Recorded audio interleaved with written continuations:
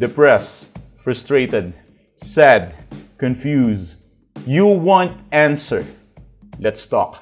Give me a message sa page ko sa Philippine Dating Coach and you can have one-on-one coaching with Coach Baze, your dating coach. Just please subscribe to my channel and hit the bell button.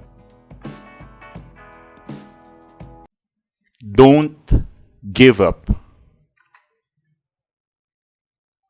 It's a scam. Many of you guys are being deceived o medyo naloko na kayo nitong salitang don't give up eh. Mali kasi yung application nyo. Sa psychology, kapag sinabing don't give up, it doesn't mean na hindi mo i-give up tong isang tao. It simply means you should, you don't need to give up on yourself. Yun yung punto, okay? Alright, so kung naiintindihan yung ibig ko sabihin, I'm gonna explain it. I'm going to read this quote, okay? Alright, so sabay-sabay nating basahin. Don't give so much of yourself to others that you end up losing yourself. Ano ba ang nangyayari? Ganito kasimple ang nangyayari. Nababasa mo lagi ito sa post sa FB, lagi mo makikita yung mga quotes dyan sa Facebook or sa social media, sa Twitter or kahit saan, or mga advice ng mga kung sino-sino. Unang dapat mong i-consider, yung mga nag-share ng post na yan, hindi naman yan mga dating coach, mga relationship coach, hindi naman yan mga love guru. Anong ituturo nila, right? So, hindi porke may nabasa ka sa FB na wag kang susuko sa isang tao o wag mong i-give up ang isang tao, ay ibig sabihin hindi ka nasusuko at i-apply mo na to sa mahal mo na kung mahal mo talaga siya, hindi mo siya susukuan. A big, big mistake. That's a scam. Wag kang nagpapaloko sa mga post sa FB. I'll tell you, wag kang nagpapaloko sa mga post sa FB. I know it sounds really sweet the way na mag-quote sila sa Facebook, the way na mabasa mo yung mga quote and quote, something like that. It's really cute, it's really satisfying, but at the end of the day, kapag in-apply mo yon, it sucks. It will ruin everything. Why?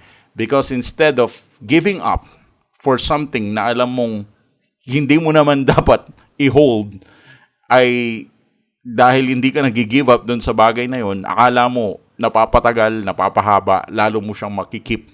No. Ang nangyayari, nagmumukha ka lang pathetic. The more na iniingatan mo, the more na nawawala. As I said, at kung babasahin mo dito sa quote na to, don't give so much of yourself to others that you end up losing yourself. Ito yung tunay na quote. Sabihin ko sa'yo, wag na wag mong i-give up yung sarili mo. Dahil every time na gini-give up mo yung sarili mo, yun din yung time na hindi ka gumi-give up sa kanya. Ganito lang yung paradox dyan, no? Kapag gumive up ka sa kanya, yun na rin yung time na hindi mo ginive up yung sarili mo. At kapag ginive up mo ang sarili mo, yun na rin yung pagkakataon na hindi ka gumigive up sa kanya. So akala mo ba mapapanatili mo siya kapag hindi ka gumive up sa sarili mo at hindi mo siya ginive up? Mali. Hindi pwedeng hindi mo ginigive up yung sarili mo at hindi mo rin siya ginigive up. Hindi mo pwedeng gawin to na sabay. Isa lang dito sa dalawang pipiliin mo. It's either ikaw o siya. Kung i-give up mo ang sarili mo, hindi mo siya i-give up. At kung i-give up mo siya, hindi mo i-give up ang sarili mo. Ganun lang to kasimple. Huwag ka nagpapaloko sa mga gurus. All you need to do is invest sa sarili mo. Mag-invest ka ng love for yourself. I know, it sounds argumentative, but this is the science of attraction.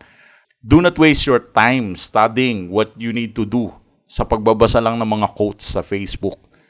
You actually need to understand, the more na nag-i-invest ka ng love sa sarili mo is the more na mas nag-i-increase yung attraction na meron ka. So I'll tell you, once again, never give up on yourself. Thanks for watching.